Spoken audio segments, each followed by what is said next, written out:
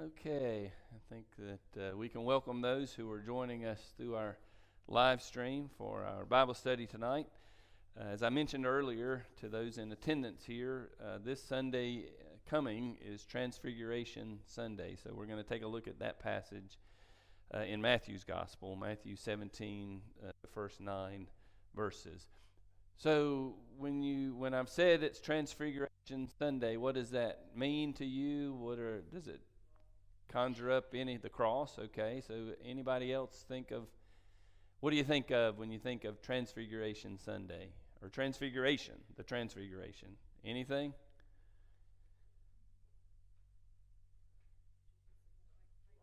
Jesus in the white light. Did you say light too?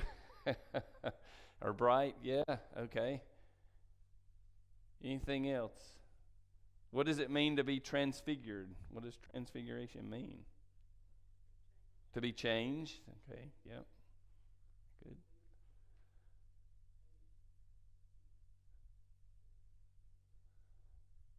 Okay.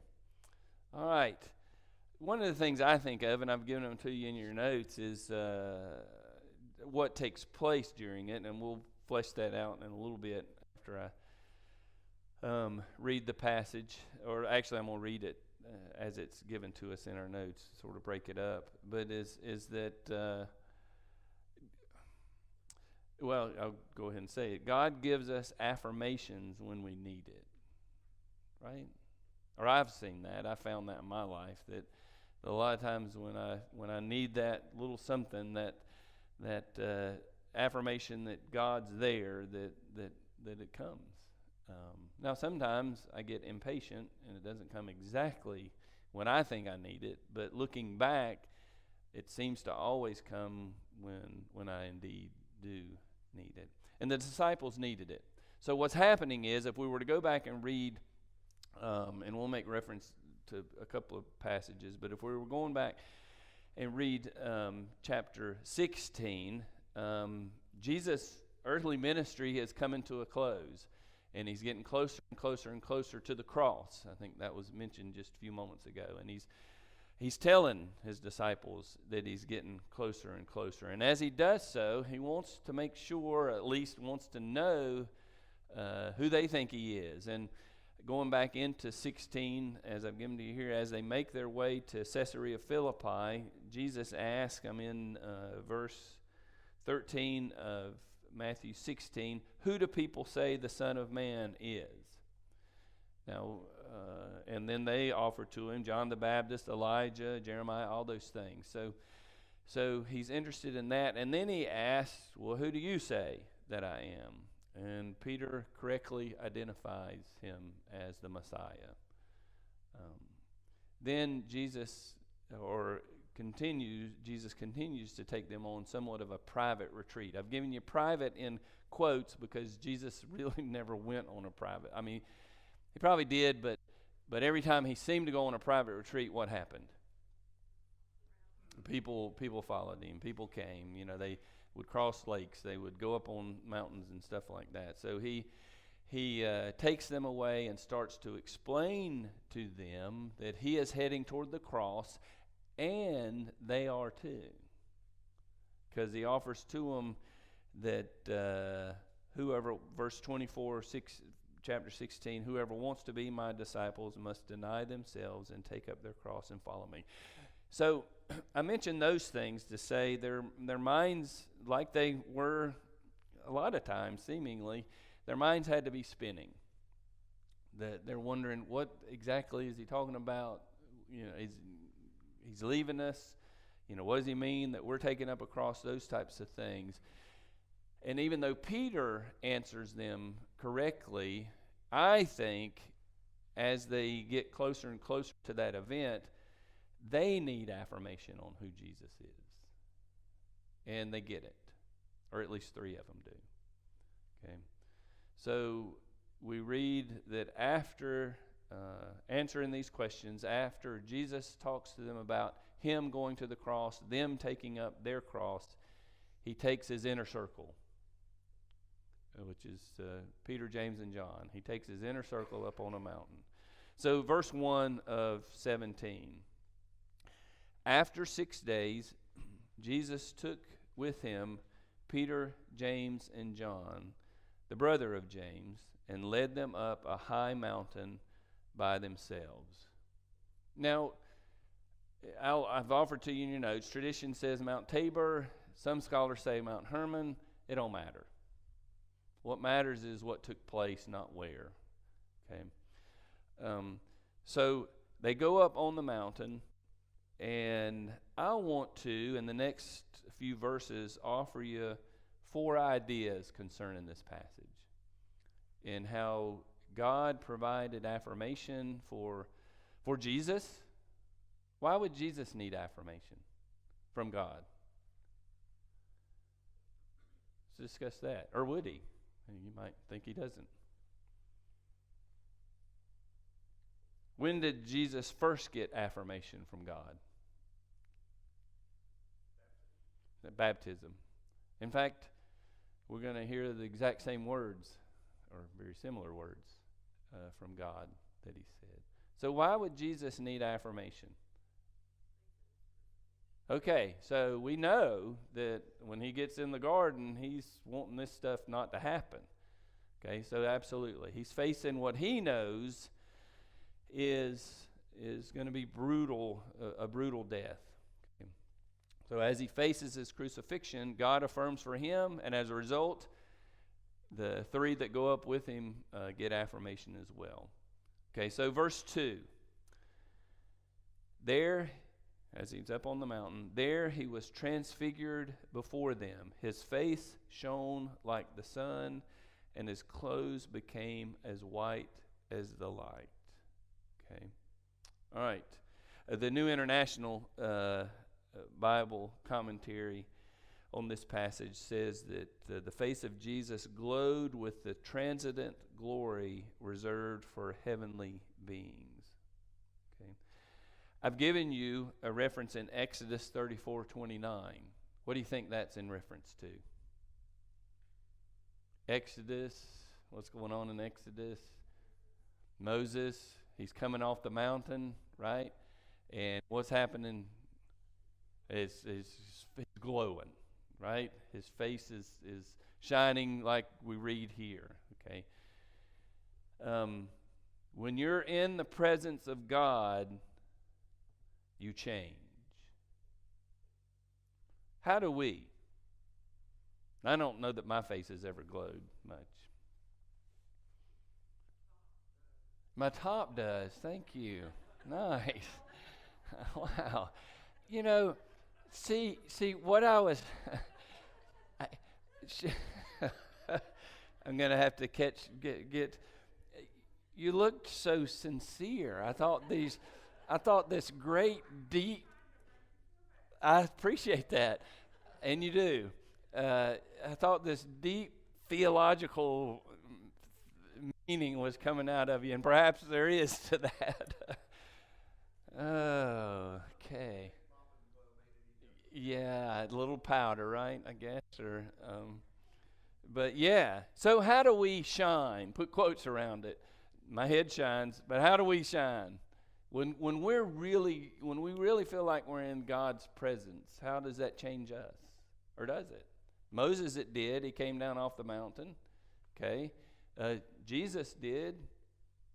How do we? Say it again.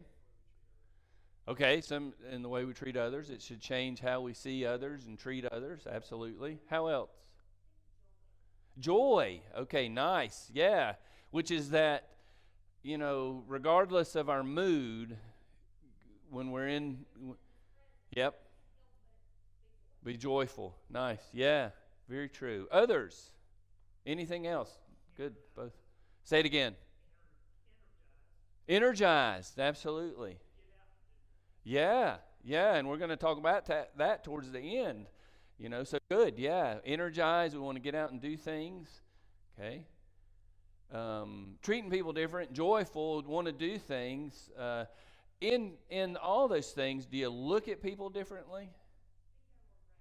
You have more grace? Okay, good. All right, yeah. What else? Anything else? Other things? Slower, nice, yeah. And more patient, okay? And you have more empathy. Nice. We look at people differently. When we're in God's presence, we look at people differently. Or when we've experienced God and feel God within us. Good. Okay, nice. All right. Very good. Okay, so we're lifted. That's the word I've given you for this idea, right? The first one. We're lifted. What does it mean for us to be lifted? I've never been up on a mountaintop with Jesus like them. I've been on a mountaintop, and I felt God's presence, so maybe I'm taking back what I just said. But the chances of us going up like Peter, James, and John did aren't real good because Jesus is already gone. But God will give us moments when we see His glory and know of who He is, right? That's a mountaintop experience. Who's had a mountaintop experience? Okay, anybody care to expound on their mountaintop experience? When you have felt just so close to God that you were overly joyful, that your energy level was beyond what it ever has been or close to that, where you look at people and you just see them differently. God changes your demeanor. Okay, a lot of times youth camp does that, right? We come up on, that high, and I remember way back when the last day at youth camp, a lot of times was spent, what are you going to do when you get back to school? All those things, because you come back down off. So yeah, when you come back from youth camp, you're on that type of thing. What else? Anybody else have?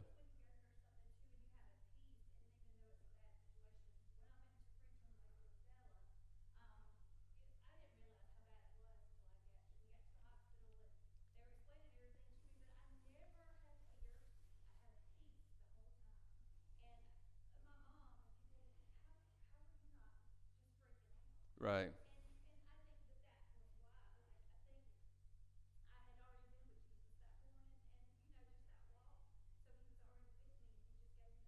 Yeah. Mm. Yeah. Does it make sense to others? Right. So yeah, when we go, so mountaintops don't always have to be great things, or at least as the world looks at great things. Yeah. Absolutely. Right. Anybody else? Thank you for sharing. So I'm going to offer to you, as I have given to you in your notes, Jesus was lifted, right? That's why he changed. That's why we read that in verse 2 that his face shone like the sun and his clothes became as white as the light. Remember that Jesus was fully human, right? And I think, Donna, that human side, when he was going to the cross, I think, my opinion is, wanted to take over. They didn't want that pain.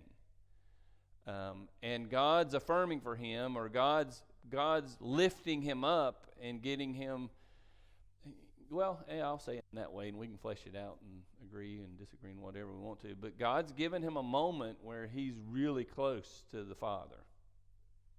Does that make sense? Okay. And that for him lets him know that God, the Father, is going to be with him all the way through, or at least through the majority of it. Okay. Other thoughts on being lifted up?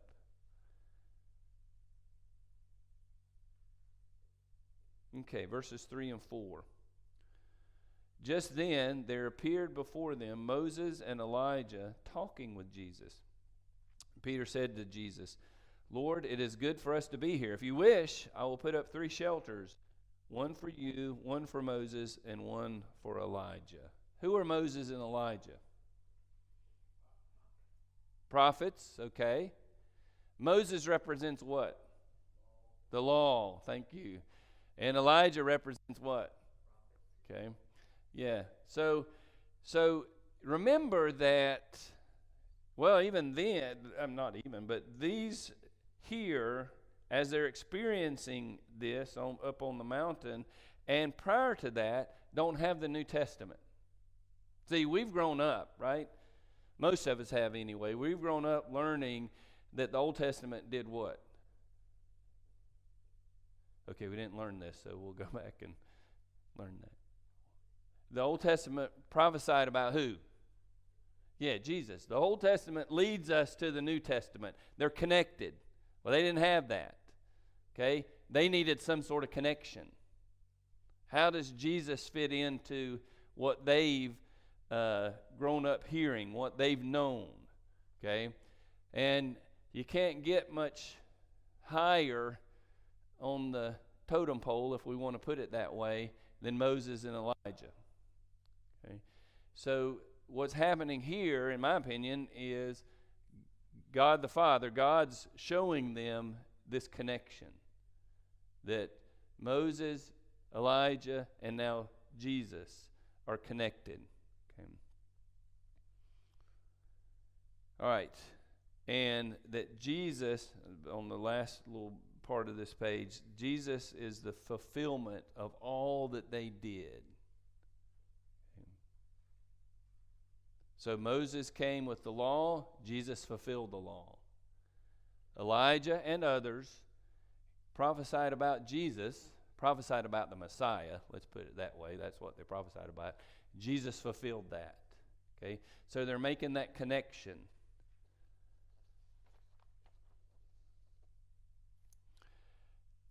And yeah, let's talk about that. So too many people proof text. What's proof texting?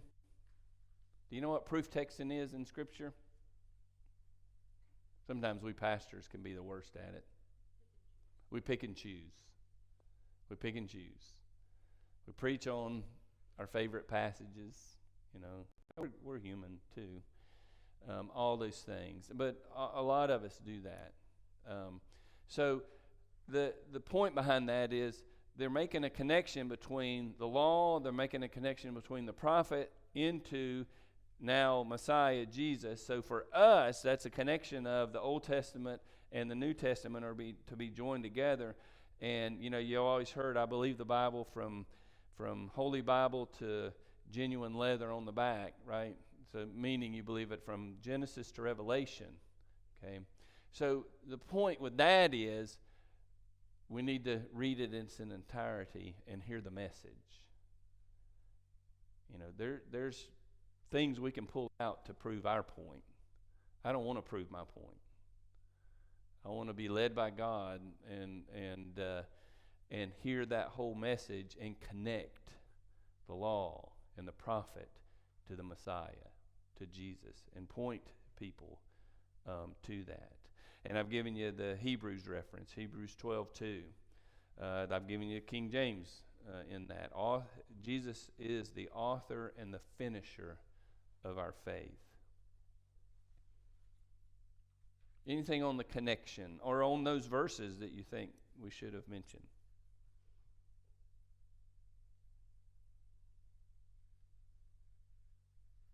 Okay. Verse 5.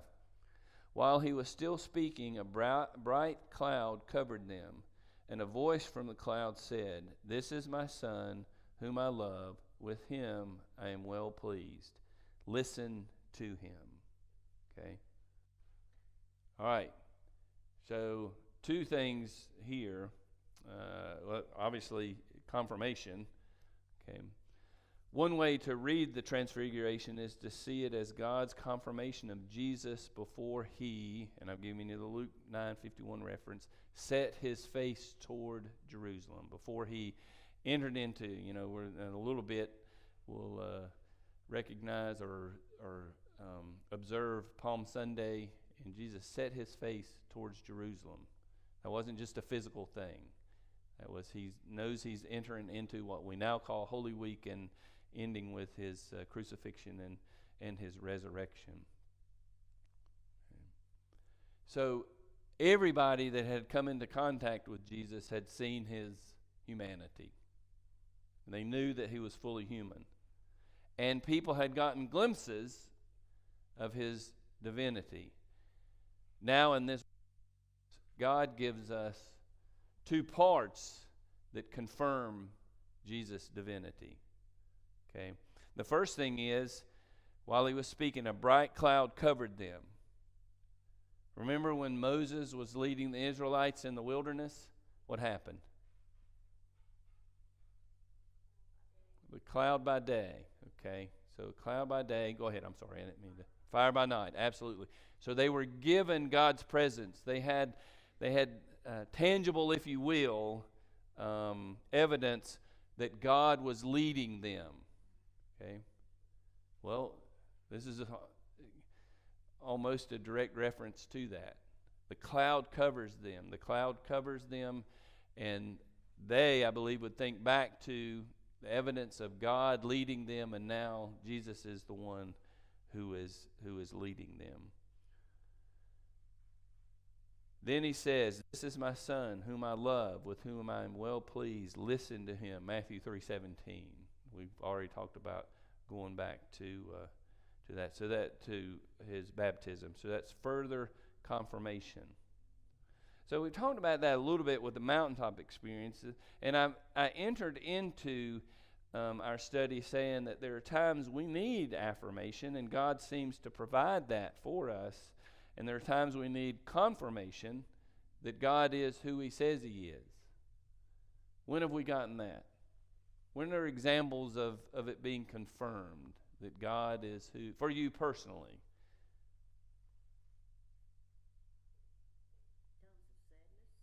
Okay, times of sadness.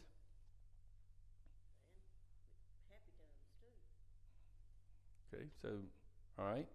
So both good times and bad times.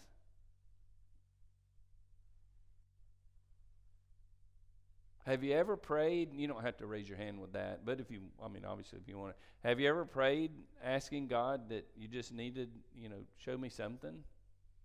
Confirm? I just need to know you're there. I just need to know you are who you say you are, or is that, or we're, beyond that? I have. Certainly have. And to this point in my life, it's been confirmed every single time. Every single time. I was thinking, Ann, when you were talking about your experience, the congregation when Mary was in the hospital knows some of the closest I've ever felt to God was the 4 weeks she was in the hospital. I mean, it was unbelievable. People would, ask, "How are you holding up?" Man, I'm not good that my wife's laying in the hospital with tubes everywhere, but amazingly so, I would feel God's presence running. I would feel God's presence when I walked in that room. I would feel God's presence just the whole time. And I needed that. Anybody else? Any other times of confirmation? Do you think Jesus needed that? We've talked about that a little bit. Is that too far-fetched? Jesus is God? That he needed to hear those words from his Father as he headed towards the cross? I do. Okay. Verses 6 and 8. When the disciples heard this, they fell face down to the ground, terrified. But Jesus came and touched them. "Get up," he said. "Don't be afraid." When they looked up, they saw no one except Jesus. So it seems to me they fell in at least what we know as a worshipful posture. Okay. And they became fearful in the presence of God.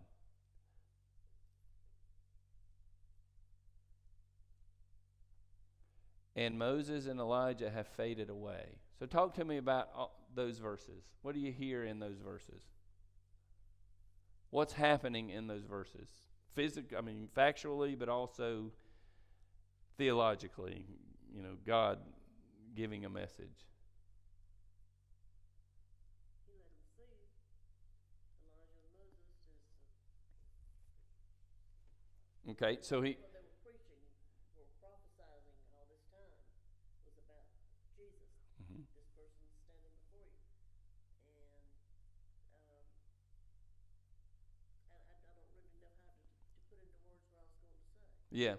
So what I was where I thought you were going is, and what I was hearing you say, is that they got the confirmation with Elijah and Moses being there, and then as they fall down to worship and feel overwhelmingly in God's presence, they look up, and there's one has taken the place of those two. Other thoughts? Yeah.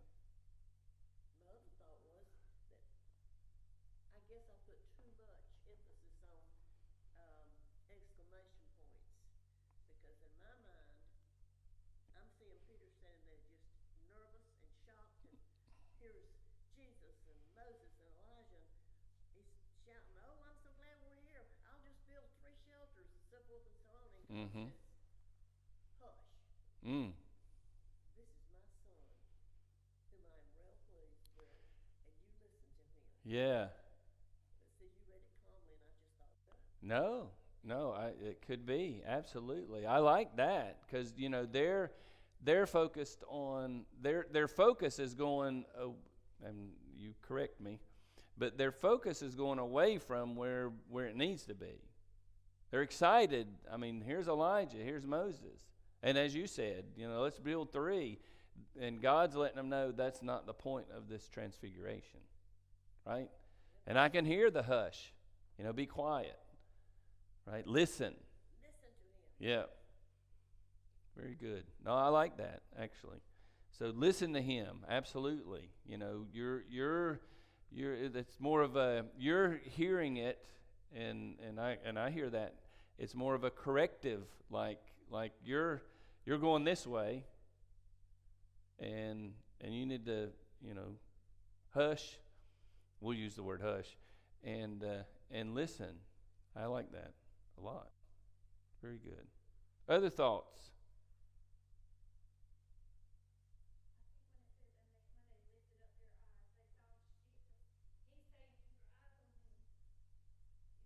Mm-hmm.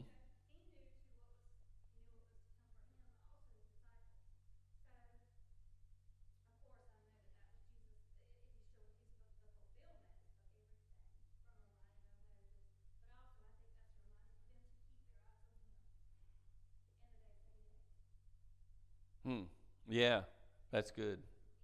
Yeah. Yeah, which feeds into what Brenda said, and in the days ahead, you're going to need that focus more than ever. Yeah. Nice. Yeah, the thought I'm having when both of you, the thought I started having was when Peter was walking on water. There is that thought that he would have continued to walk on water had he not gotten caught up in what he was doing and lost focus on who was allowing him to do it. That's good. All right. Other thoughts on that? One of the things I've given to you here in the New International Bible Commentary is, I said International, New Interpreters, is the heavenly visitors depart, Moses and Elijah, but Jesus stays, Jesus alone. Without heavenly companions, without heavenly glory, he is the tabernacle, the reality of God's abiding presence with us. Okay, so it becomes, again, and we've said that, it becomes all about Jesus. It becomes Jesus is the complete fulfillment, and that's part of what's going on in the Transfiguration. Well, we know Peter was right. Peter said, as I've said before in 16:16, "You are the Messiah, the Son of the living God." We've owned that we have mountaintop experiences, but they don't last forever. And I think nine's a key verse. All this has happened in 1 through 8. And I think 9's a verse for them, but certainly for all of us too. As they were coming down the mountain, Jesus instructed them, "Don't tell anyone what you have seen until the Son of Man has been raised from the dead." Of course, we're on the other side of that, right? But what I hear with that is, and you may think I'm reading too much into it, is that we do have mountaintop experiences, but we can't stay there. We got to come off the mountain. We got to come back down where life is lived. But we can't forget what we've experienced, what we've seen. We can't forget the joy that we felt. We can't forget the energy that we had. We can't forget how it's making us look at people differently. And then when we come back down, Jesus gives them specific things they're not to do and then to do. But when we come back down off that mountain, based on the experience we've had, the lifting up that we've had, the affirmation as we've talked about, the confirmation, and all the things that we've talked about, as we come back down, our job is to be obedient. Our job is to keep our focus on Christ and to be obedient in what God would have us to do. Thoughts on that? Thoughts on anything we've talked about? Or other thoughts you've had that you feel should have been mentioned concerning the transfiguration?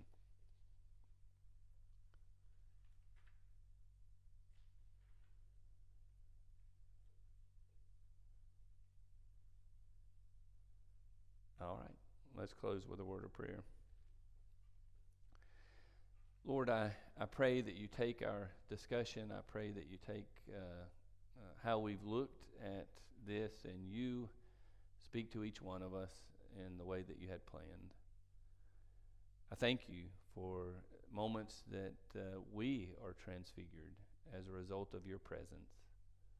Help us to hold on to those at times when we find ourselves in the valley.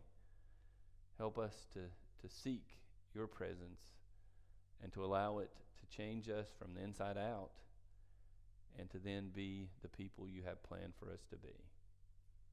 So guide us and lead us as only you can, and do so in Christ's holy name. Amen.